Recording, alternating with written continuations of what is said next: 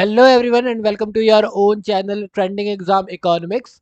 और आज हम लोग करने वाले हैं चैप्टर नंबर 5 के क्वेश्चन आंसर। आई नो कि मेरे को ये वीडियो लाने पार्ट 2 लाने में थोड़ा टाइम लग गया है। मैं कुछ काम से बिजी हो गया था, इस वजह से इसको लाने में थोड़ा सा टाइम लग गया। बट जैसा कि आप लोग जानते हैं कि इसके अंदर हम लोग घटना चक्र जो है उसके सारे प्रीवियस ईयर के क्वेश्चंस एंड नोट्स जो है वो डिस्कस कर रहे हैं। तो पिछला जो वीडियो था उसके अंदर हमने हमारा जो चैप्टर नंबर 5 था इंडस्ट्री सेक्टर, उसके सारे नोट्स हमने डिस्कस कर लिए थे। और इस पार्ट में हम लोग प्रीवियस ईयर क्वेश्चंस करने वाले हैं। चलिए स्टार्ट करते हैं बिना किसी देरी के। निम्नलिखित कथनों पर विचार कीजिए। पेट्रोलियम और प्राकृतिक गैस नियामक बोर्ड यानी petroleum and natural fund regulatory board PNGRB Bharat सरकार द्वारा स्थापित प्रथम नियामक निकाय है। ओके। सेकंड, पीएनजीआरबी का एक कार्य गैस के लिए प्रतियोगी बाजारों को सुनिश्चित करना है। पीएनजीआरबी के निर्णयों के विरुद्ध अपील विद्युत अपील अधिकरण के समक्ष की जा सकती है। तो इन तीनों में से क्या बोला हुआ है कि कौन सा सही है या कौन से सही है? तो इसमें से जो पहला वाला है ये सही नहीं है, बाकी दोनों करेक्ट है, यानी 2 और 3 दोनों करेक्ट है, तो बी हमारा करेक्ट आंसर हो जाएगा। ठीक है। अब जब समझिए पहला गलत क्यों है, इसकी बात बताता हूं आपको। पेट्रोलियम और प्राकृतिक गैस नियामक बोर्ड पीएनजीआरबी का गठन 31 मार्च 2006 को अधिसूचित अधिनियम के तहत किया गया था, लेकिन यह भारत सरकार द्वारा स्थापित प्रथम नियामक निकाय नहीं है, यानी पहली रेगुलेटरी बॉडी नहीं है। इससे पहले बहुत सारी रेगुलेटरी बॉडी जो है स्थापित की जा चुकी है, क्योंकि खादी एवं ग्रामोदय उद्योग जो कि 1956 में, वायदा बाजार आयोग 1952 में, सेबी 1992 में, इरडा 1999 में आदि इससे पूर्व अनेक नियामक रेगुलेटरी बॉडीज जो है वो ऑलरेडी हमने क्या किए हुए हैं, स्थापित किए हुए हैं। PNGRB petroleum and natural gas regulatory board जो है को सौंपे गए कार्यों में पहला कार्य जो है वो है पेट्रोलियम एवं पेट्रोलियम उत्पादों और प्राकृतिक गैस से संबंधित विनिर्दिष्ट गतिविधियों में संलग्न कंपनियों एवं उपभोक्ताओं के हितों के संरक्षण के साथ प्रतियोगी बाजारों का संवर्धन करना, यानी प्रतियोगी बाजारों को बढ़ाना। तो ये हमारा सेकंड पॉइंट था जो कि बिल्कुल करेक्ट है। पीएनजीआरबी की स्थापना से संबंधित 2006 के अधिनियम की धारा 30 के अनुसार पीएनजीआरबी अगर कोई भी निर्णय लेती है उसके विरुद्ध अपील जो है आप विद्युत अधिनियम 2003 के तहत स्थापित विद्युत अपील अधिकरण के समक्ष की जा सकती है। तो हमारा थर्ड पॉइंट भी बिल्कुल करेक्ट है, इसीलिए हमारा सेकंड और थर्ड जो है वो बिल्कुल ही करेक्ट होगा। नेक्स्ट हमसे पूछा हुआ है कि कॉर्पोरेट सामाजिक उत्तरदायित्व that is corporate social responsibility CSR के संदर्भ में इनमें से कौन सा कथन सही है? पहला दे रखा है कंपनी एक्ट 2014 ने सीएसआर को अनिवार्य बना दिया। ओके। सेकंड, इसके अंतर्गत आने वाली कंपनियों को अपने वार्षिक शुद्ध लाभ का 1% सीएसआर गतिविधियों में व्यय करना होगा। तो इनमें बोला है कि इनमें से कौन सी बातचीत सही होगी, तो इसमें ना तो ये करेक्ट होगा ना ही ये करेक्ट होगा। क्योंकि देखो सीधी सी बात है, सीएसआर आपका रिस्पॉन्सिबिलिटी है, इसका मतलब ये थोड़ी ना कि आप अपने पैसे जो है हैवी मार्केट में डालते रहोगे तो 1% जो है सीएसआर को देते रहोगे, नहीं, ये चीज गलत है, ये बिल्कुल ही गलत है। और इसको अनिवार्य भी नहीं बनाया गया है 2014 के एक्ट के अनुसार। तो दोनों में से कोई सा भी करेक्ट नहीं है, तो डी हमारा करेक्ट आंसर होगा, डी। चलिए इसकी एक्सप्लेनेशन पढ़ लेते हैं। क्या बोला हुआ है? सैद्धांतिक तौर पर यानी प्रिंसिपल तौर पर कॉर्पोरेट सामाजिक उत्तरदायित्व कॉर्पोरेट सोशल रिस्पॉन्सिबिलिटी सीएसआर का अर्थ है सामाजिक उत्तरदायित्वों को निभाते हुए कारोबार करना, ना कि समाज पर उपकार करना। एम ही पैसे नहीं डालोगे आप, उनके लिए कारोबार करोगे, आपकी जिम्मेदारी है, लेकिन समाज के ऊपर उपकार नहीं करना है। कॉर्पोरेट सामाजिक उत्तरदायित्व कॉर्पोरेट शासन का वह प्रारूप है जिसमें प्रक्रियाओं एवं प्रणालियों का ऐसा समूह स्वीकार किया जाता है जिसके तहत किसी उपक्रम या कंपनी का संचालन कंपनी के शेयर धारकों, कर्मचारियों या कंपनी के उपभोक्ताओं के हित में निहित हो, यानी हित में ही काम किया जाए, इनके हित में ही काम किया जाए। कंपनी अधिनियम 2013 भारत के कॉर्पोरेट शासन का आधार देता है, तो 2014 वाली बात तो ऐसी ही गलत हो गई। सीएसआर गतिविधियों पर कंपनी द्वारा पिछले 3 साल के औसत शुद्ध लाभ यानी एवरेज नेट प्रॉफिट का 2% खर्च करने की बात की गई है, पर ईयर 1% देने की बात नहीं की गई है। कंपनी अधिनियम की धारा 135 कंपनियों द्वारा कॉर्पोरेट सामाजिक उत्तरदायित्व की दिशा की गतिविधियों से संबंधित है। वही क्वेश्चन नंबर 3 की बात करते हैं। चलिए क्वेश्चन नंबर 3 पे आते हैं। निम्नलिखित में से भारत का कौन सा औद्योगिक यानी आर्थिक गलियारा जापान के सहयोग से विकसित किया जा रहा है? यानी इनमें से कौन सा? चेन्नई वाइजांग, मुंबई बेंगलुरु, दिल्ली मुंबई या अमृतसर कोलकाता? तो दिल्ली मुंबई कोलकाता, ये जो गलियारा है ये किया जा रहा है किसके द्वारा? जापान के सहयोग से हम लोग बना रहे हैं। ठीक है, क्या बोला हुआ है? भारत का दिल्ली मुंबई औद्योगिक आर्थिक गलियारा जापान के सहयोग से विकसित किया जा रहा है। इसके ऊपर भारत और जापान सरकार के मध्य समझौता कब हुआ है? 2006 में। 2006 से ये काम चल रहा है। नेक्स्ट हमसे पूछा हुआ है क्वेश्चन नंबर 4, खुदरा फर्नीचर की विशाल कंपनी आइकिया का भारत का में पहला शोरूम 2018 में किस शहर में खोला गया था?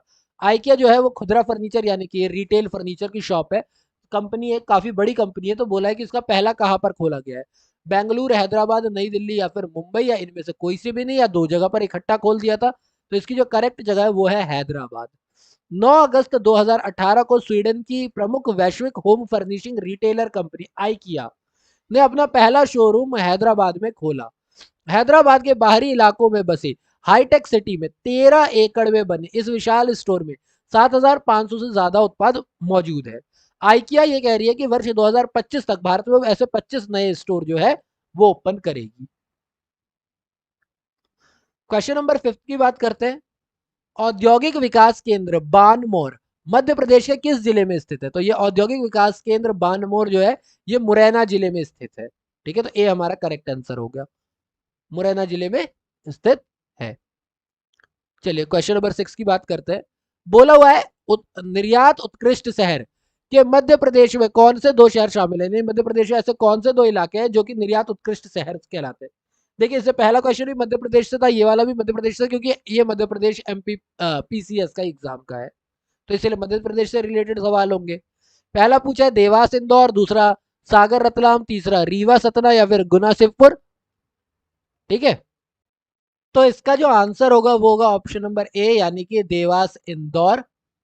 जो तो देवास इंदौर जो है इसी को निर्यात उत्कृष्ट शहर कहा जाता है, और ये दोनों ही मध्य प्रदेश में स्थित है, देवास भी और इंदौर भी। इसमें जो देवास है वो है फार्मास्यूटिकल्स के लिए, यानी कि दवाइयों की कंपनी वगैरह के लिए, और इंदौर जो है वो सोया मील और सोया उत्पाद हेतु जो है फेमस है। चलिए क्वेश्चन नंबर 7 की बात करते हैं। क्वेश्चन नंबर 7 में हमें बोला गया है कि ये हमें 3 क्रेडिट रेटिंग एजेंसीज दे रखी है, सारी क्या करती है, अलग अलग इंटरप्राइजेस को क्रेडिट रेट करती हैं। इन पर विचार कीजिए और इनके कालानुक्रम अनुसार इनको क्या करना है, आपको ऑर्डर में सेट करना है। यानी कि सबसे पहले कौन सी बनी, उसके बाद कौन सी बनी, उसके बाद कौन सी बनी। तो जो सबसे लेटेस्ट है वो है केयर, जो कि 1993 में बनी है। उसके पहले आई थी इकरा, इकरा उससे पहले थी 1991 में, और सबसे पुरानी जो है क्रिसिल है जो कि 1987 की है। तो आप लोग यहाँ पर देख ही सकते हो कि सबसे पहले क्रिसल है, फिर उसके बाद इकरा है, फिर उसके बाद केयर है, यानी कि 3, 2, 1 ये हमारा होना चाहिए, जो कि ए में है, तो ए हमारा करेक्ट आंसर होगा। ये देखिए यहाँ पर भी ऑलरेडी दे ही रखा है, तो आप लोग आराम से पढ़ सकते हैं यहाँ से। क्वेश्चन नंबर 8 की अगर मैं बात करता हूँ, तो भारत सरकार के विनिर्माण नीति यानी कि नेशनल मैन्युफैक्चरिंग पॉलिसी कब जारी की थी? ये कब जारी की गई थी, कौन सी डेट को जारी की गई थी? 25 दिसंबर 2012, 25 दिसंबर 2011, 25 दिसंबर 2013, 4 नवंबर 2011, 25 नवंबर 2011। देखो अगर इसमें ऑड वन आउट लेता हूँ तो डी करेक्ट आंसर है, जो कि हमारा करेक्ट आंसर भी है, क्योंकि बाकी सारी तो क्रिसमस की डेट दे रखी है, और मैं रेड पेन भी यूज कर रहा हूँ व्हाइट पन्नों पर। इसका कोई लॉजिक नहीं है, बट फिर भी क्रिसमस का टाइम दे रखा है, बट ये वाला क्रिसमस के टाइम पर नहीं था। भारत सरकार ने 4 नवंबर 2011 को राष्ट्रीय विनिर्माण नीति एंड नेशनल मैन्युफैक्चरिंग पॉलिसी अधिसूचित की। इस नीति का उद्देश्य एक दशक में जीडीपी में विनिर्माण क्षेत्र का अंश बढ़ाकर 25% करना और 10 करोड़ से अधिक रोजगार सृजन करना। ये इसलिए क्योंकि हमने पार्ट 1 में पढ़ा था कि कंटिन्यू लगातार जीडीपी में जो हमारा ये क्षेत्र है यानी कि इंडस्ट्री सेक्टर है उसका क्या होता जा रहा है, हिस्सेदारी कम होती जा रही है। क्वेश्चन नंबर 9 की बात करते हैं कि मेक इन इंडिया कार्यक्रम कब आरंभ किया गया? तो ये जो कार्यक्रम है ये सबसे अर्ली प्रोग्राम्स में से एक है, वो भी हमारी मोदी गवर्नमेंट का ही है, यानी मोदी जी की गवर्नमेंट की बात कर रहे हैं, तो उसी टाइम के सबसे अर्ली कार्यक्रमों में से एक है। तो उनकी गवर्नमेंट 2012 में आई नहीं थी, जनवरी 2014 में भी प्लान चल रहा था, आई नहीं थी। 2014 और 2016 में सितंबर 2014 सितंबर 2016 इनमें आई हुई थी, लेकिन मैंने क्या कहा कि ये अर्ली प्रोग्राम्स में से, तो ये सितंबर 2014 जो है ये इसका करेक्ट आंसर होगा। दिसंबर ये सितंबर 2016 में नहीं आई थी, सितंबर 2014 में ये आया था, मेक इन इंडिया। प्रधानमंत्री नरेंद्र मोदी द्वारा मेक इन इंडिया कार्यक्रम सितंबर 2014 में प्रारंभ किया गया। इस कार्यक्रम का उद्देश्य भारत को एक प्रमुख निवेश गंतव्य तथा विनिर्माण, डिजाइन और नवाचार के वैश्विक केंद्र के रूप में प्रचारित करना है। यानी कि और भी जगह जो है आप इन्वेस्ट कर सकते हो, आप मैं अलग अलग मैन्युफैक्चरिंग इंडस्ट्रीज में क्या कर सकते हो, इन्वेस्ट कर सकते हो। इंडिया अपने प्रोडक्ट में इन्वेस्ट करे, ये बेसिकली मेक इन इंडिया का मेन इश्यू था, वो मेन उद्देश्य था। खैर यहाँ पर देखते हैं सरकार की नीति मेक इन इंडिया का क्या उद्देश्य है, यानी का उद्देश्य इनमें से कौन सा उद्देश्य है। नौकरशाही के ढीलापन को दूर करना, लाल फीताशाही को हटाना, विनिर्माण की लागत को कम करना, उत्पाद को प्रतियोगी बनाना, या फिर उपयुक्त में से कोई नहीं या उपयुक्त में से एक से अधिक। तो इसका जो आंसर है वो उपयुक्त में से एक से अधिक है, इसीलिए ऑप्शन नंबर ई जो है वो करेक्ट आंसर होगा। ये बीपीएससी का क्वेश्चन है 2018 का। मेक इन इंडिया मूवमेंट का उद्देश्य नौकरशाही के ढीलापन को दूर करना था, बिल्कुल। लाल फीताशाही को हटाना भी था। विकसित आधारभूत संरचना द्वारा विनिर्माण की लागत को कम करना है, तो ऑफकोर्स लागत भी कम हो गई हमारी। उत्पादों को प्रतियोगी बनाना, ये तो है ही। ईज ऑफ डूइंग, ये एज लिखा हुआ है बट एक्चुअली ये EASE ईज है, यानी जिसमें आराम मिलता है। Ease of doing, business index में सुधार करना आदि शामिल था। तो ये इज नहीं है, ये ईज है, ठीक है। ईज ऑफ डूइंग, इन सब में सुधार करना था। क्वेश्चन नंबर 11 की अगर हम बात करते हैं, क्या बोला हुआ है क्वेश्चन नंबर 11 में, निम्न में से कौन सा एक औद्योगिक विकास के लिए प्रोत्साहिकी नहीं है। इनमें से कौन सा है जो कि औद्योगिक विकास को बढ़ावा नहीं देता है, ये ध्यान रखना है, बढ़ावा नहीं देता। बच्चे ना नहीं वाले में सबसे ज्यादा कंफ्यूज होते हैं, उन्हें लगता है कि पूछा क्या देता है, पर इसमें बोला हुआ है क्या नहीं देता है। तो make in India, ease of doing business, startup India, digital India, उपयुक्त में से कोई नहीं है, उपयुक्त में से एक से अधिक। तो देखो मेक इन इंडिया तो ऑफकोर्स इंडस्ट्री को बढ़ाएगा, हमने अभी बात की ऊपर इन्वेस्टमेंट के बारे में। ईज ऑफ डूइंग बिजनेस देखो यहीं पर बात की हुई, ये भी बिजनेस को बढ़ाएगा। स्टार्टअप्स तो वैसे भी इंडस्ट्रीज के लिए होता है।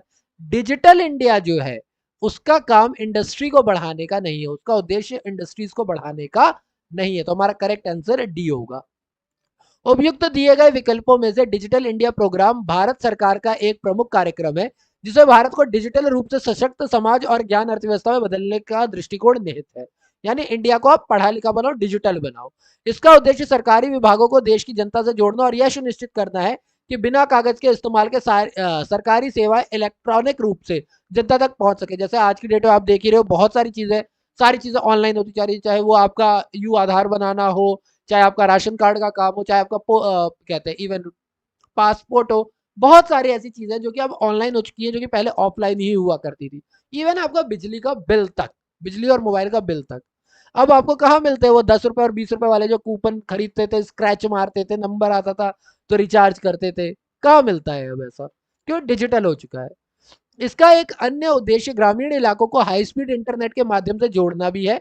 डिजिटल इंडिया के 3 कोर घटक यानी मेन 3 बातों पे ये फोकस करता है। पहला, डिजिटल आधारभूत ढांचे का निर्माण करना। सीधी बात है, अगर आपके पास इंफ्रास्ट्रक्चर ही नहीं होगा तो कहां से, तो एक डिजिटल इंफ्रास्ट्रक्चर आपको तैयार करना पड़ेगा। सेकंड, इलेक्ट्रॉनिक रूप से सेवाओं को जनता तक पहुंचाना, क्योंकि डिजिटल करने के लिए इलेक्ट्रॉनिक तो करना पड़ेगा। डिजिटल साक्षरता, आप लोगों को इसके बारे में जानकारी भी तो होनी चाहिए। शेष अन्य 3 पहले मेक इन इंडिया कारोबार करने में सुगमता, ईज ऑफ डूइंग बिजनेस एवं स्टार्टअप इंडिया निवेश संवर्धन से संबंधित है। यानी मेक इन इंडिया भी निवेश से संबंधित है, स्टार्टअप इंडिया भी, और ईज ऑफ डूइंग बिजनेस, ये तीनों किससे संबंधित है, इन्वेस्टमेंट से संबंधित है, जबकि ये इंफॉर्मेशन से पढ़ाने लिखाने से संबंधित है। चलिए क्वेश्चन नंबर 12 पर आते हैं। क्वेश्चन नंबर 12 ये कहता है कि भारतीय गुणवत्ता परिषद यानी कि QCI, quality council of India के संदर्भ में निम्नलिखित कथनों पर विचार कीजिए। QCI का गठन भारत सरकार द्वारा भारतीय उद्योग द्वारा संयुक्त रूप से किया गया था, और QCI के अध्यक्ष की नियुक्ति उद्योग द्वारा सरकार को की गई संस्तुतियों यानी कि सिफारिशों, संस्तुतियों का मतलब सिफारिशों पर प्रधानमंत्री द्वारा की जाती है। हमसे बोला है कि इनमें से कौन सा या कौन से सही है, तो ये दोनों के दोनों ही करेक्ट हैं। इसका सी करेक्ट ऑप्शन है, दोनों ही करेक्ट होंगे। भारत सरकार ने भारतीय गुणवत्ता परिषद क्वालिटी काउंसिल ऑफ इंडिया की स्थापना वर्ष 1997 में भारतीय उद्योगों के साथ संयुक्त रूप से की थी, यानी मिलकर के की थी। भारतीय गुणवत्ता परिषद में भारतीय उद्योग का प्रतिनिधित्व 3 प्रमुख उद्योग संघ जैसे कि एस्कॉम, एसोचेम, सीआईआई और फिक्की यानी कि एफआईसीसीआई के द्वारा किया जाता है। यानी क्यूसीआई जो है इसके अंदर ये तीन चीज जो हमारे संघ है ये तीनों काम करते हैं। ये भारतीय उत्पादों एवं सेवाओं की गुणवत्ता प्रतिस्पर्धात्मक प्रतिस्पर्धात्मकता कॉम्पिटेटिव, ठीक है, प्रतिस्पर्धात्मकता इतनी हिंदी मेरे पे भी नहीं बोली जाती, ठीक है, बढ़ाने के उद्देश्य यानी कंपटीशन बढ़ाने के उद्देश्य से अनुरूप मूल्यांकन प्रणाली जिसे अंतरराष्ट्रीय स्तर पर मान्यता दी गई है की स्थापना करके देश में गुणवत्ता संबंधी अभियान को एक नीतिपरक दिशा देता है। भारतीय गुणवत्ता परिषद 38 सदस्यों का की एक परिषद द्वारा संचालित है जिसे सरकार, उद्योग तथा उपभोक्ताओं का समान प्रतिनिधित्व है। यानी सरकार भी है और उद्योग भी है, दोनों के ही दोनों, और उपभोक्ता भी है। क्यूसीआई के अध्यक्ष की नियुक्ति उद्योग द्वारा सरकार को दी गई संस्तुतियों पर प्रधानमंत्री द्वारा की जाती है। सेकंड पॉइंट भी करेक्ट हो गया। वर्तमान में इस परिषद के अध्यक्ष आदिल जुनैल भाई हैं जिनकी नियुक्ति प्रधानमंत्री द्वारा सितंबर 2014 में की गई थी। ये चेंज अगर होते तो एक बार इन्हें चेक कर लीजिएगा अपने एग्जाम से पहले, ठीक है, फिलहाल अभी यही है। वहीं पर क्वेश्चन नंबर अगर 13 की बात करते हैं तो 1929 का व्यापार विवाद अधिनियम यानी ट्रेड डिस्प्यूट एक्ट निम्नलिखित में से किसका उपबंध करता है, यानी इनमें से किसके ऊपर बात करता है। उद्योगों के प्रबंधन में कामगारों की भागीदारी, औद्योगिक झगड़ों के दमन के लिए प्रबंधन के पास मनमानी करने की शक्ति, व्यापार विवाद की स्थिति में ब्रिटिश न्यायालय द्वारा हस्तक्षेप या फिर अधिकरणों यानी ट्रिब्यूनल्स की प्रणाली तथा हड़तालों पर रोक। तो इनमें से ये डिस्प्यूट एक्ट जो है वो किसके ऊपर बात करता है, ट्रिब्यूनल्स प्रणाली और हड़तालों पर रोक, इसकी बात ये करता है। वर्ष 1929 यानी 1929 का व्यापार विवाद अधिनियम प्रायोगिक तौर पर 5 वर्ष के लिए लागू किया गया था।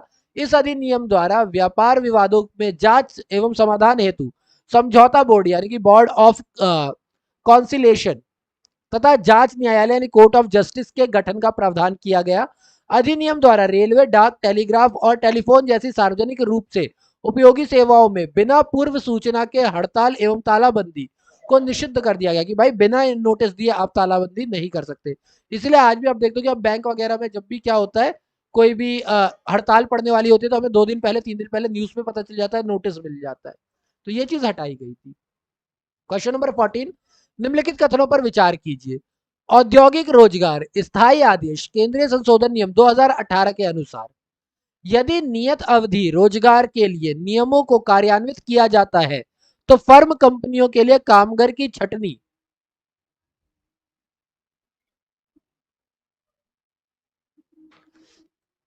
करना अपेक्षाकृत आसान हो जाता है। और दूसरा, अस्थायी कामगारों के मामलों में रोजगार समाप्त करने के लिए कोई नोटिस देना आवश्यक नहीं है। इनमें से कौन सी बात करेक्ट है, तो दोनों ही बातें करेक्ट है। क्या बोला हुआ है पहले जरा इसके हम लोग इसको बात कर लेते हैं, एक्सप्लेनेशन की बात कर लेते हैं। 16 मार्च 2018 को अधिसूचित और उसी के साथ प्रभावी औद्योगिक रोजगार यानी कि स्थायी आदेश केंद्रीय संशोधन नियम 2018 के तहत 1946 के नियमों में संशोधन कर नियत अवधि रोजगार यानी फिक्स्ड टर्म एम्प्लॉयमेंट को वस्त्र निर्माण क्षेत्र से विस्तृत कर सभी क्षेत्रों पर लागू कर दिया गया। और इस प्रकार अब नियत अवधि रोजगार के रूप में कामगारों का एक अन्य वर्गीकरण स्थायी और अस्थायी कामगारों के अतिरिक्त सभी क्षेत्रों में होगा। यानी कौन से आपके फिक्स एम्प्लॉय है, फिक्स टर्म एम्प्लॉय है, और कुछ जो है जो आप कितने भी लंबे टाइम तक कम करवा सकते हो। कुछ ऐसे लोग होंगे जिनको आप एक फिक्स टाइम के लिए ही क्या करते हो, हायर करते हो। कॉन्ट्रैक्ट बेसिस की बात कर रहे हैं हम लोग। अब हर फील्ड में आ चुका है 2018 के बाद। वस्तुतः देश में व्यवसाय सुगमता यानी ईज ऑफ डूइंग बिजनेस में अभिवृद्धि हेतु यह परिवर्तन किया गया है। इस संशोधन के तहत नियत अवधि रोजगार कामगारों को नवीकरण न होने पर या पहले भी नियोजन के समाप्त किए जाने पर बगैर नोटिस के हटाया जा सकता है। जैसा आप देखते ही हो कि अगर आपने कॉन्ट्रैक्ट बेसिस पे कर रखा है तो या तो कॉन्ट्रैक्ट खत्म होने पर या तो आपका काम होने पर या पहले भी हटा सकता है, इसमें कोई दिक्कत नहीं है। इस प्रकार कंपनियों के लिए ऐसे कामगारों की छटनी अपेक्षाकृत आसान हो जाती है, इसीलिए कथन एक सही है।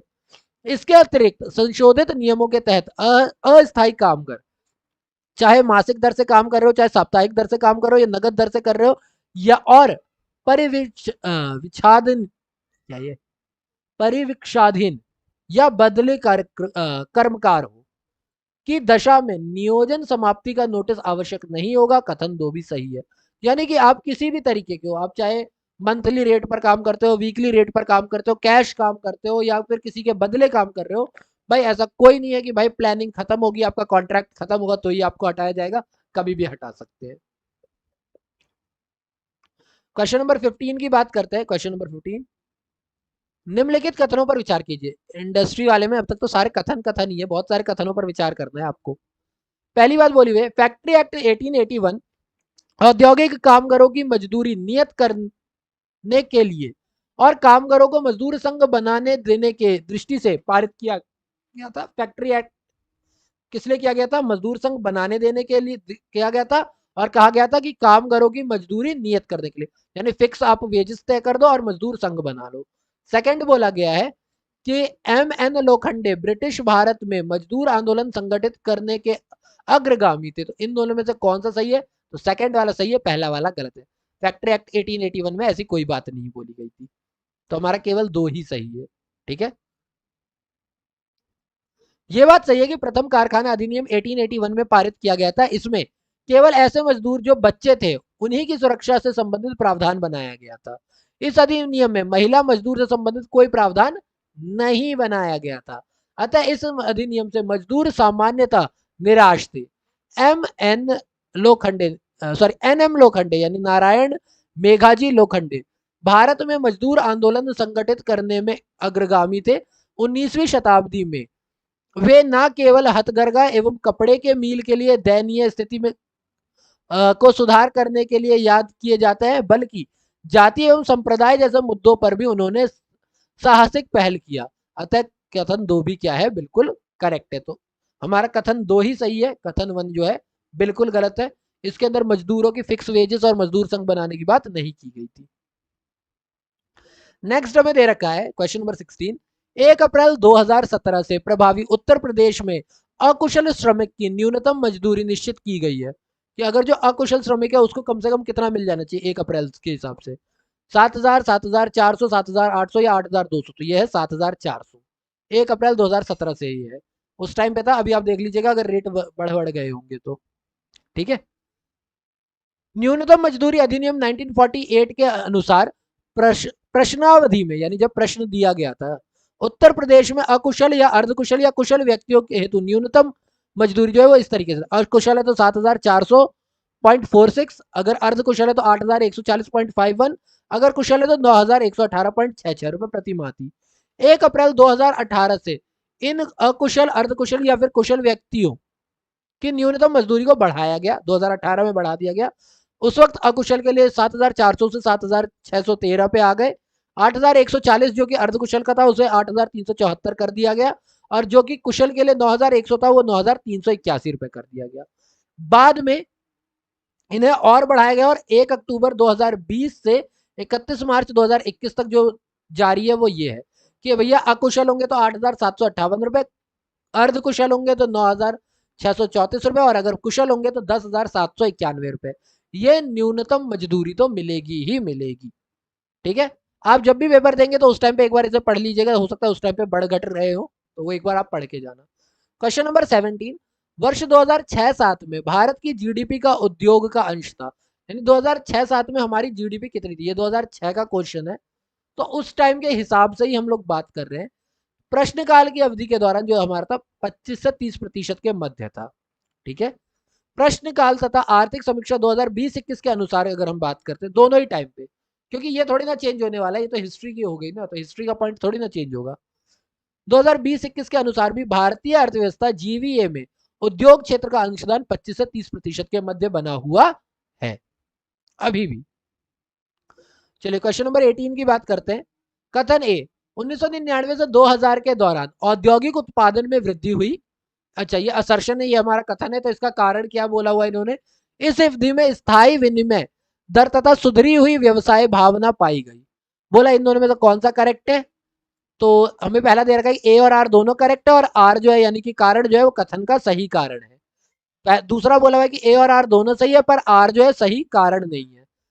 तीसरा बोला हुआ है ए सही है आर गलत है, चौथा बोला हुआ है कि ए गलत है आर सही है। तो पहली बात तो ये दोनों ही करेक्ट है, ये बिल्कुल सही है। और आर जो है वो पूरी तरीके से क्लैरिफाई कर रहा है। इस अवधि में स्थायी विनिमय दर और तथा सुधरी हुई व्यवसाय भावना पाई गई थी। तो इसी वजह से क्या हुआ था, इसमें औद्योगिक उत्पादन में वृद्धि हुई थी। वित्तीय वर्ष 1999-2000 में औद्योगिक उत्पाद की वृद्धि दर 6.7% थी, जो वर्ष 1998-99 में वृद्धि दर 4.1 की अपेक्षा से अधिक थी। पुनः दक्षिण पूर्व एशिया में मुद्रा संकट एवं परमाणु परीक्षण प्रतिबंधों की पृष्ठभूमि में विनिमय दर में गिरावट के उपरांत वर्ष 1999-2000 की अवधि में विनिमय दर ने अपेक्षित स्थायित्व का प्रदर्शन किया, यानी नॉर्मल स्थिर बनी रही। फलतः कथन और कारण दोनों सत्य हैं तथा कारण जो है वो कथन की व्याख्या करेक्ट करता है।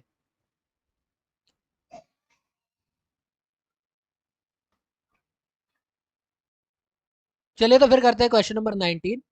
19 में है, हमें बोला हुआ है कि वर्ष 2000 और 2001 में निम्न उद्योगों में से किस एक की अधिकतम समृद्धि दर थी, यानी इन चारों उद्योगों में से, यानी सीमेंट, कोयला, बिजली और इस्पात। क्योंकि ये 2003 का क्वेश्चन है तो उस टाइम के हिसाब से पूछा हुआ है कि 2000 और 2001 में इनमें से कौन सा था जिसकी सबसे ज्यादा समृद्धि दर रही थी। तो उस हिसाब से इस्पात जो था वो उसकी सबसे ज्यादा दर थी, सबसे ज्यादा उसी में बढ़ोतरी हुई थी। प्रश्न काल में विकल्प डी सही था। 31 मार्च 2021 में जो आंकड़े जारी की गए यानी प्रेजेंट के लिए, उसके अनुसार देश के 8 कोर उद्योगों की निम्न वृद्धि दर ये दे रखी है आपको। 2019-20 में 1.18 थी, अभी देखिए गिर के -15.1 है। कोयला जो है पहले 1.0 था, अभी -2.2 है। बिजली जो है वो 1.8 पे थी, अभी गिर करके क्या हुई है, -2.5 पे है। तो आप देख ही सकते हैं कि हर एक में गिरावट ही आ रही है, एक्सेप्ट ये पॉजिटिव है, बाकी सारे तो नेगेटिव ही हो गए। इसमें भी लेकिन गिरावट ही है, तो अभी फिलहाल सब में क्या है, गिरावट ही है। कोई भी वृद्धि की दर नहीं दर्शा रहा है, कोई किसी में भी वृद्धि की दर नहीं है। एक ये आप कह सकते हैं कि पहले कच्चा तेल जो था वो -6% पे था, अभी -5.4 हुआ है, तो यानी नुकसान हमारा कम हुआ है। तो इसमें हम कह सकते हैं कि थोड़ी सी वृद्धि हमारी हुई है। नेगेटिव में यही होता है ना, जितना छोटा नंबर होता है वो बड़ी संख्या मानी जाती है, अच्छी कंडीशन मानी जाती है, इस वजह से। क्वेश्चन नंबर 20 की अगर हम बात करते हैं तो सहकारी इकाइयों की दशा में किस क्षेत्र को विकास की ऊंची दर प्राप्त हुई, यानी कि अगर मैं सहकारी इकाइयों की यानी कॉर्पोरेट की बात करता हूँ, पब्लिक की बात करता हूँ, ये 2007 का क्वेश्चन है। तो बोला इन चारों में से किसकी विकास की दर ऊंची है, चीनी, सूती वस्त्र, जूट या सीमेंट। तो इनमें से सूती वस्त्र जो है वो सबसे ज्यादा ऊपर है, बी हमारा करेक्ट आंसर है। क्वेश्चन टाइम के हिसाब से, उसी टाइम के हिसाब से बता रहा हूँ। सहकारी इकाइयों की दशा में सूती वस्त्र उद्योग को विकास की ऊंची दर प्राप्त हुई है वर्ष 1999 से 2000 से 2005-6 तक। वर्ष दर वर्ष आधार पर सूती वस्त्र उद्योग में लगभग 14.8 दर की प्रतिशत से वृद्धि दर्ज की गई कि 14.8% जो है हर साल लगभग लगभग बढ़ी है ये। तो सूती वस्त्र उद्योग सबसे ज्यादा बढ़ा है। क्वेश्चन नंबर 21 की बात करते हैं। भारत के औद्योगिक उत्पादन सूचकांक में निम्नलिखित में से कौन सी गतिविधि सम्मिलित नहीं है। औद्योगिक उत्पादन सूचकांक में इंडेक्स में कौन सी गतिविधि सम्मिलित नहीं है, विनिर्माण, खनन, विद्युत या फिर निर्माण। तो डी जो है वो हमारे में नहीं है सम्मिलित। निर्माण को हमने सम्मिलित नहीं किया हुआ है औद्योगिक उत्पादन सूचकांक के अंदर। ये यूपी पीसीएस 2016 का है हमारा क्वेश्चन। भारत के औद्योगिक उत्पादन सूचकांक यानी कि आईआईपी की गणना सीएसओ द्वारा की जाती है। सबसे इंपॉर्टेंट बात तो ये होगी कि आईआईपी की गणना कौन करता है, सीएसओ करता है। इसे दो आधारों पर परिगणित किया जाता है। पहला, ब्रॉड सेक्टर्स यानी विस्तृत क्षेत्र, ब्रॉड होना चाहिए ना, ब्रॉड सेक्टर, ब्रॉड बोल रहा हूँ, ब्रॉड सेक्टर्स यानी विस्तृत क्षेत्र पर आधारित आईआईपी, जिसमें खनन आता है, विनिर्माण आता है और विद्युत शामिल होता है। दूसरा, यूज बेस्ड आईआईपी, जिसके अंतर्गत हमारा बेसिक गुड्स आता है, पूंजीगत गुड्स आता है, इंटरमीडिएट गुड्स आता है, उपभोक्ता गुड्स आता है, कंज्यूमर ड्यूरेबल और गैर कंज्यूमर ड्यूरेबल शामिल होते हैं। निर्माण यानी कंस्ट्रक्शन इनमें से किसी के भी अंदर नहीं आता है। ठीक है, तो चलिए अब बढ़ते हैं क्वेश्चन नंबर 22 की तरफ।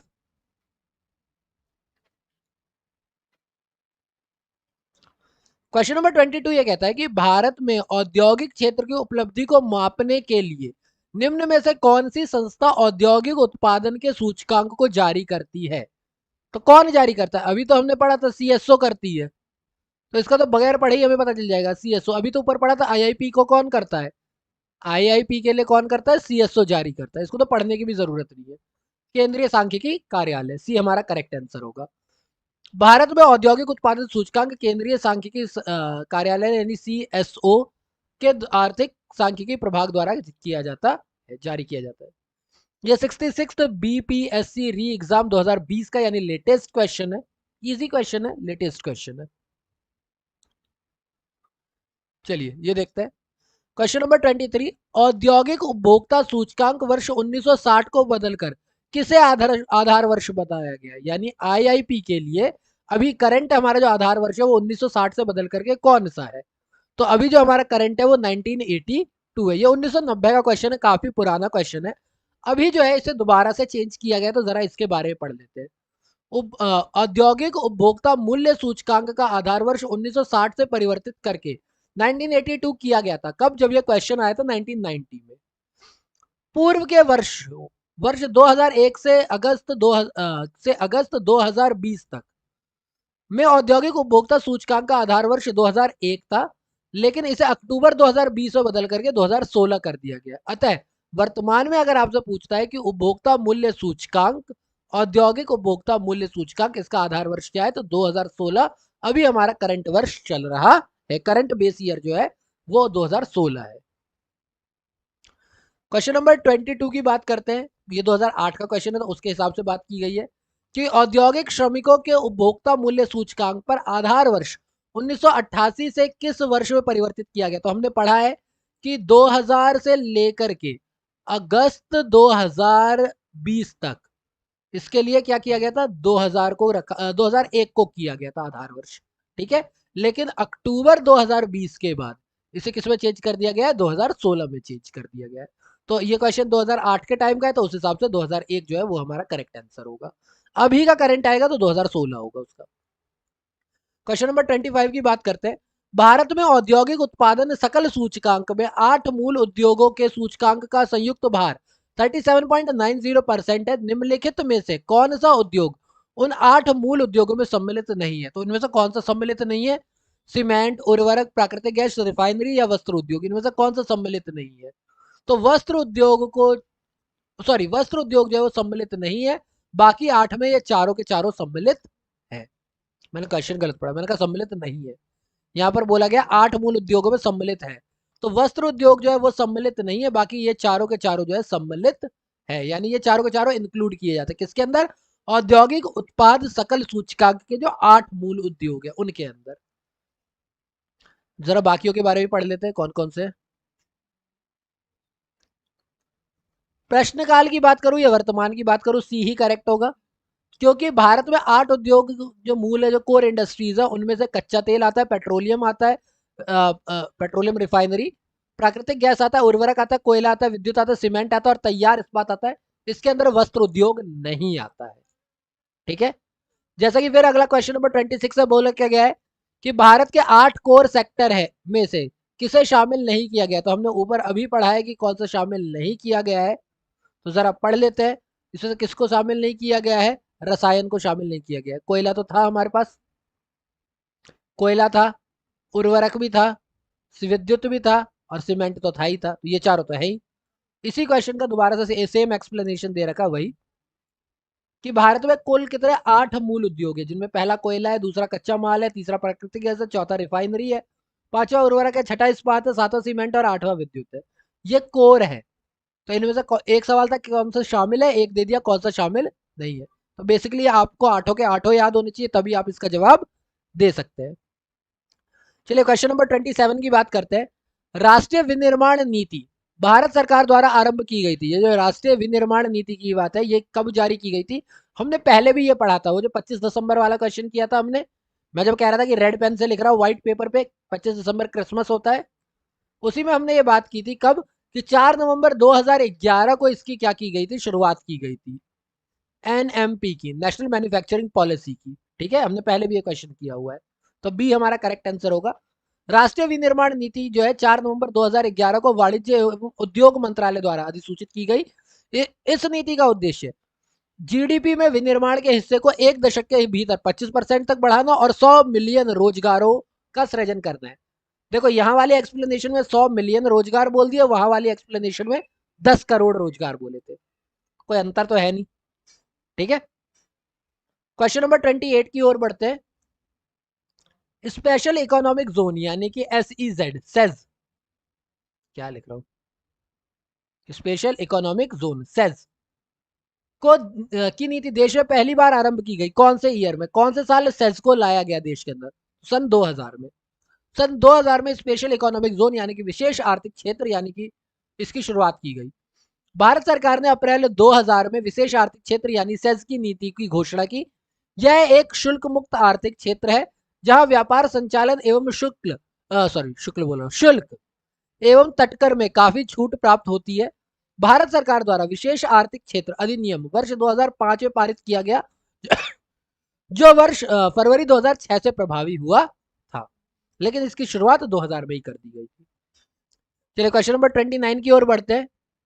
क्वेश्चन नंबर 29 ये कहता है कि विनिर्माण क्षेत्र में किसे शामिल नहीं किया जाता है, यानी इंडस्ट्री के अंदर, मैन्युफैक्चरिंग क्षेत्र के अंदर किसको शामिल नहीं करते हैं?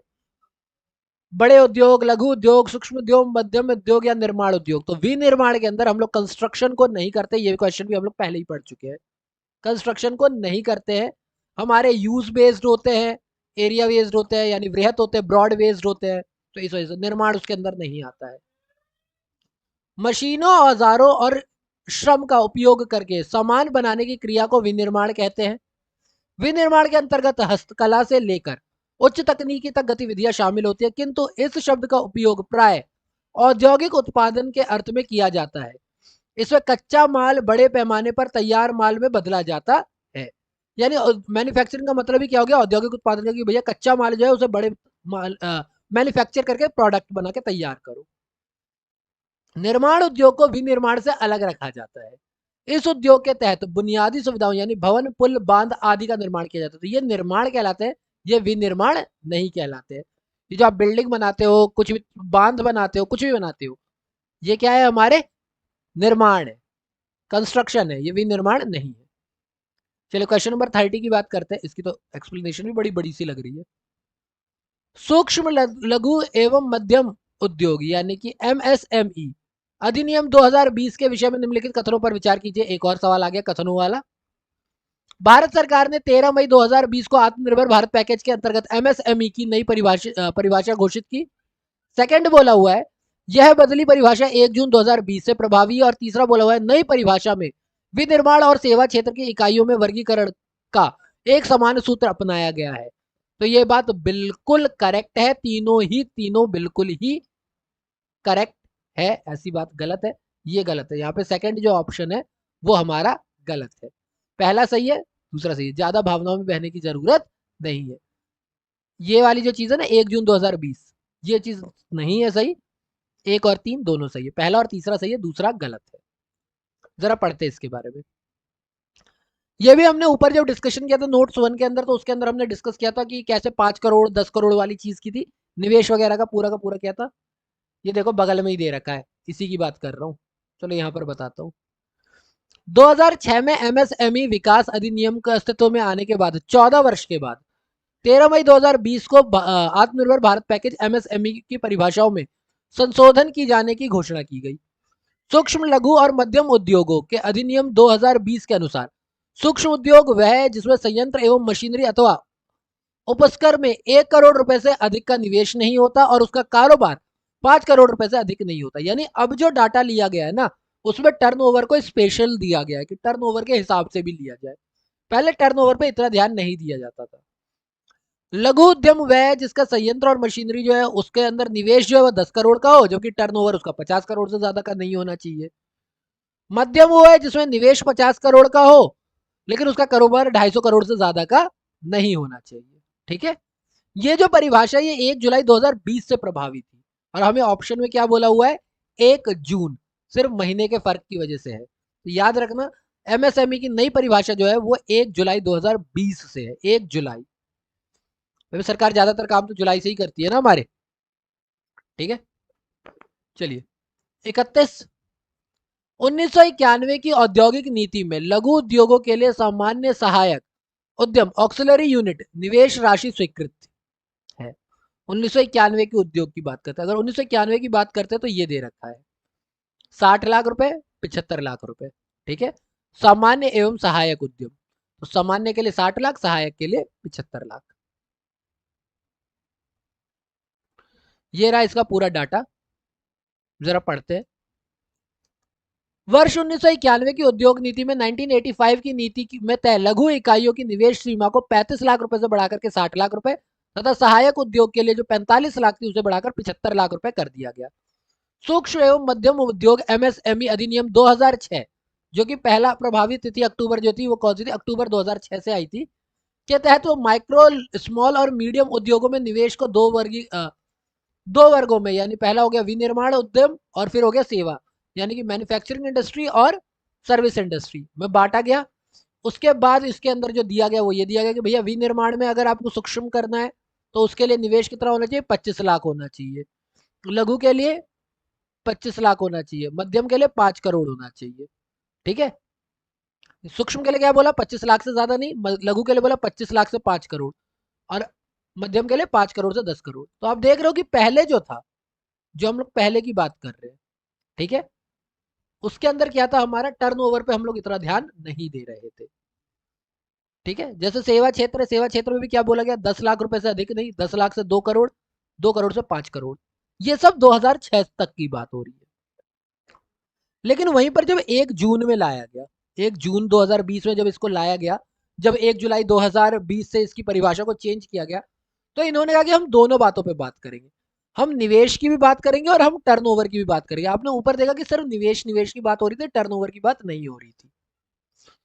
सूक्ष्म निर्माण एवं सेवा इकाइयों की ऊपरी सीमा को 1 करोड़ रुपए का निवेश तथा 5 करोड़ रुपए का टर्नओवर किया गया। छोटी इकाइयों के लिए 10 करोड़ रुपए का निवेश और 50 करोड़ का टर्नओवर, मध्यम इकाइयों के लिए 20 करोड़ का निवेश और 100 करोड़ का टर्नओवर, ये चीजें दी गई।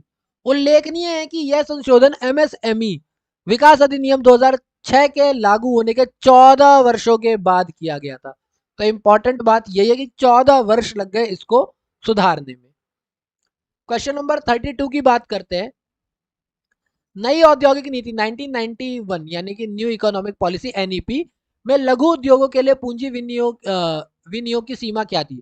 तो हमने ऊपर वाले में अभी देखा है कि जो हमारे लघु उद्योग थे उनके लिए कितना बोला गया था, 60 लाख बोला गया था। सामान्य के लिए 60 लाख और सहकारी के लिए 75 लाख किया गया था। ठीक है, तो ये रहा सारा हमने ऊपर पढ़ा हुआ है। क्वेश्चन नंबर 33 की बात करते हैं। लघु निर्माणी प्लांट उद्योग में प्लांट एवं मशीनरी में विनियोग की मात्रा होनी चाहिए, कितनी होनी चाहिए। लघु की बात अगर हम करते हैं, 10 लाख रुपए से अधिक नहीं होनी चाहिए, 10 लाख रुपए से ऊपर, परंतु 25 लाख रुपए से अधिक नहीं होनी चाहिए, यानी 10 से 15 लाख, 25 लाख से 5 करोड़ या फिर 5 करोड़ से 10 करोड़ के बीच की अगर हम बात करते हैं। ये क्वेश्चन 2016 का है। उस टाइम के हिसाब से अगर हम लोग बात कर रहे हैं तो पहले जो हमारा दिया हुआ था, कितना दिया हुआ था, 25 लाख रुपए से 5 करोड़ रुपए। ये हमारा लघु उद्योग के लिए था। ये ऊपर पूरी लिस्ट आपको दे रखी है, देखो पहली वाली लघु वाली लिस्ट, 25 लाख से 5 करोड़। ठीक है, यहां से देख सकते हो। टेंशन ना लो, अगर आपको लग रहा है कि ये ऊपर नीचे हो रहा है कैसे पढ़ेंगे, तो इस पीडीएफ का लिंक मैं डिस्क्रिप्शन बॉक्स में डाल दूंगा, आप लोग आराम से वहां से डाउनलोड करके खुद से भी पढ़ सकते हैं। ठीक है ना। क्वेश्चन नंबर 34 की बात करते हैं। सूक्ष्म लघु एवं मध्यम उद्योग विकास अधिनियम 2006 के अनुसार उसे मध्यम उद्योग के रूप में परिभाषित किया जाता है जिसकी निवेश राशि 2016 यूपीपीसीएस का मेन है, उसमें बोला गया कि भैया मध्यम उद्योग किसको बोलोगे। तो 5 करोड़ से 10 करोड़ वाली चीजें जो है वो किस में आ जाती है, हमारी मध्यम उद्योग में आ जाती है। तो बी हमारा करेक्ट आंसर होगा। ठीक, क्वेश्चन नंबर 35। उनकी दो लिस्टों से देख लो कितने सारे क्वेश्चन पूछे गए, कितनी अलग अलग जगहों पर। माइक्रो लघु एवं और मध्यम उद्योग विकास अधिनियम 2006 के अनुसार निम्नलिखित में से कौन से निर्माणी क्षेत्र के मध्यम उद्योग हेतु निर्धारित निवेश की सीमा है, यानी इनमें से कौन सा निवेश जो है वो ज्यादा होगा। 10 लाख रुपए से अधिक, 2 करोड़ से कम, 2 से 5 करोड़, 5 करोड़ से 10 करोड़, 10 करोड़ रुपए से अधिक। इनमें से कौन सा जो है मध्यम उद्योग के लिए होगा। तो इनमें से जो होगा वो होगा 5 करोड़ से 10 करोड़ रुपए। ठीक है, जो हमने अभी जस्ट ऊपर पढ़ा था। यहां तक हम लोग सिर्फ निवेश निवेश की बात करें। अब थोड़ा अगला आते हैं क्वेश्चन पे। जेनेटिक उद्योग में सम्मिलित है। ये जो जेनेटिक उद्योग है, यानी कि जीन्स वगैरह पे बात करते हैं, एक जगह की जीन्स से दूसरी जगह की जीन्स पे लाते हैं, उसके अंदर इनमें से क्या सम्मिलित है। कृषि, मछली पकड़ना, शिकार करना या खनन। सबसे ज्यादा जो जेनेटिक का काम होता है वो कृषि में ही होता है। उच्च, चाहे आप हाई यील्ड वैरायटी सीड्स बनाने की बात कर ले, यानी कि उच्च बीज बनाने की, चाहे पौधों की गुणवत्ता बढ़ाने की बात कर ले, तो जेनेटिक एग्रीकल्चर जो है, जेनेटिक फार्मिंग वगैरह जो है, वो कृषि ही मेन जो है, जेनेटिक का उसमें ही मेन काम होता है। ज्यादातर काम जेनेटिक्स का ही है उसमें। जेनेटिक इंडस्ट्री वे उद्योग कहलाते हैं जो विक्रय के उद्देश्य से निश्चित प्रजाति के पौधों और जंतुओं के प्रजनन तथा वृद्धि में संलग्न हो, यानी कि उनका प्रजनन कैसे हो, वृद्धि कैसे हो। ऐसे उद्योगों का मुख्य उद्देश्य विक्रय से लाभ कमाना होता है, जैसे पौधों की नर्सरी, पशुपालन, मुर्गी पालन। तो ये सारी चीजें किसमें आती है, जेनेटिक में आती है, जीव वगैरह की उसमें। तो ये सारा का सारा किसमें आ गया, हमारा कृषि में आ गया। क्वेश्चन नंबर 37 की अगर हम बात करते हैं, भारत में सबसे महत्वपूर्ण लघु स्तर उद्योग है कौन सा है, सबसे छोटा उद्योग कौन सा है, वस्त्र उद्योग, कागज उद्योग, हथकरघा उद्योग या जूट उद्योग। सबसे महत्वपूर्ण जो लघु स्तरीय उद्योग है वो है हथकरघा उद्योग, हैंडीक्राफ्ट वाला, वो सॉरी, चरखे वाला, हथकरघा। भारत में सबसे महत्वपूर्ण लघु स्तर उद्योग हथकरघा उद्योग है, जिसके अंतर्गत मलमल, छीट, दरी, खादी आदि के उद्यम सम्मिलित है। हथकरघा उद्योग असंगठित क्षेत्र के तहत आता है, यानी इसमें कोई ऑर्गेनाइज सेक्टर नहीं है। चौथी हैंडलूम जनगणना 2019-20 के अनुसार हथकरघा में कुछ 35.23 लाख लोग जो है रोजगार में लगे हुए हैं, जिसमें से 30.54 लोग ग्रामीण क्षेत्र में और 4.69 शहरी क्षेत्र में। तो आप लोग ये देख सकते हैं कि हथकरघा जो है वो गांव में ज्यादा फेमस है। ठीक है, कि अब खुद ही देख लो ना, 35 में से 4 लाख, यानी कि ढंग से सिर्फ कहो तो 12-13% शहर में, बाकी सारे तो गांव में ही है। क्वेश्चन नंबर 39 की अगर मैं बात करूं, निम्न में से लघु उद्योगों की क्या समस्या है, यानी इनमें से कौन सी बड़ी प्रॉब्लम है लघु उद्योगों की। पूंजी का अभाव हमेशा रहता है, विपणन जानकारी का अभाव उनके पास रहता है, कच्चे माल का अभाव तो सारे ही है भाई, सारे ही है, डी करेक्ट आंसर होगा। लघु उद्योग के लिए तो ये सारी चीजें।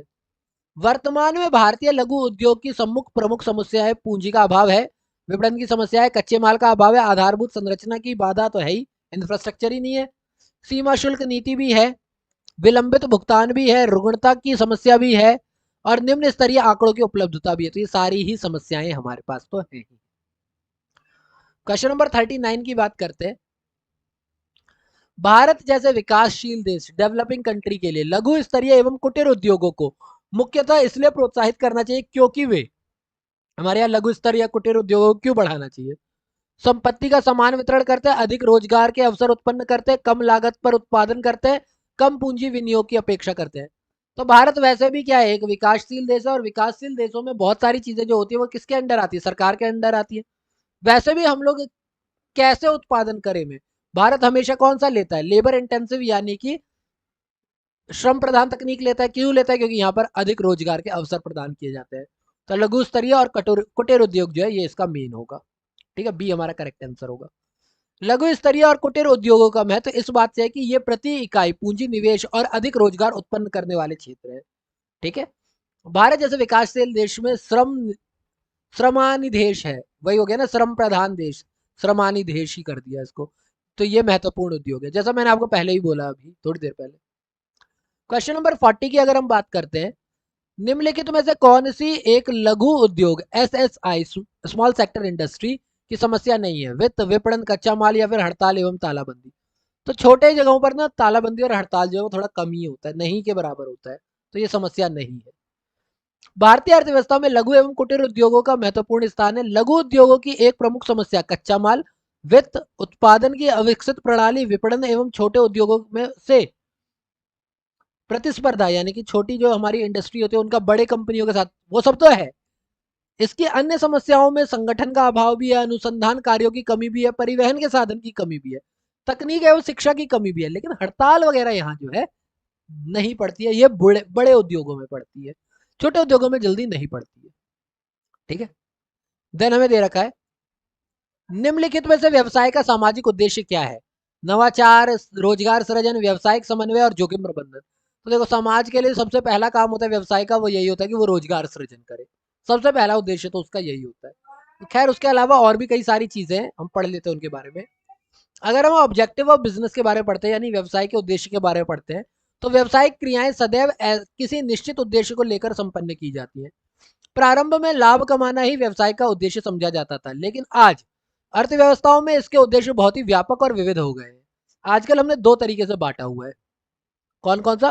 व्यवसाय के उद्देश्य में बोला, पहला होता है आर्थिक उद्देश्य, फिर होता है सामाजिक उद्देश्य। तो आर्थिक उद्देश्य में आता है लाभ कमाना, नए ग्राहक बनाना, नवाचार यानी नए नए इनोवेशन करते रहना, कुशलता बढ़ाना और प्रतिष्ठा बढ़ाना। ये तो हमारे आर्थिक हो गए, यहाँ से पैसा कमाते हैं हम लोग।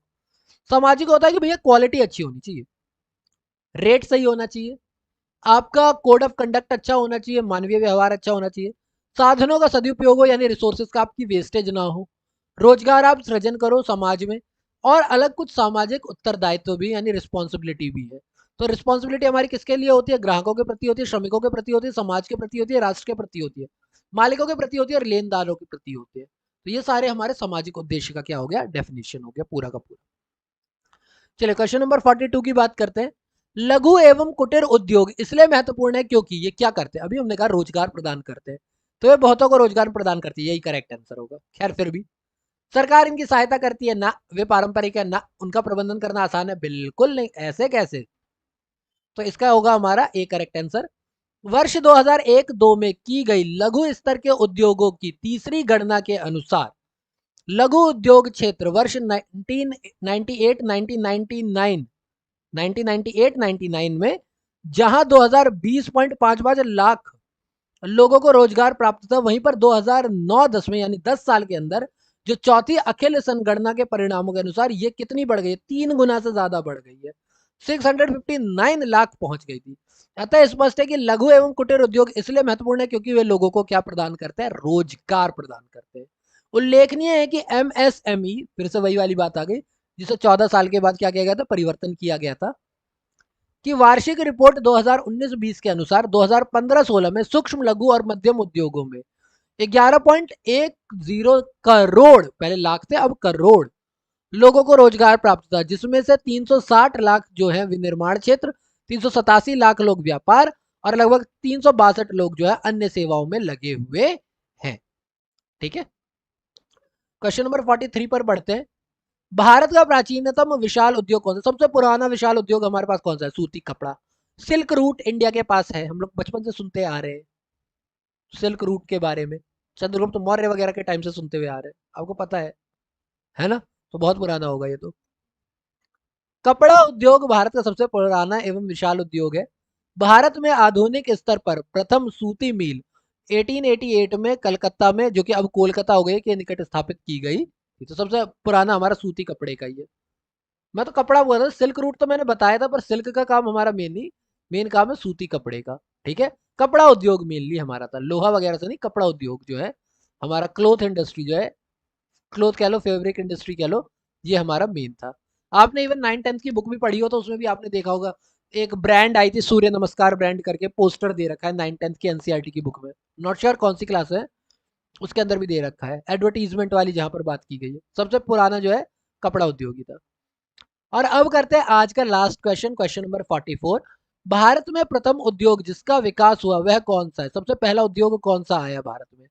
कुटीर उद्योग, सीमेंट उद्योग, आयरन एवं स्टील उद्योग या फिर अभियांत्रिक उद्योग?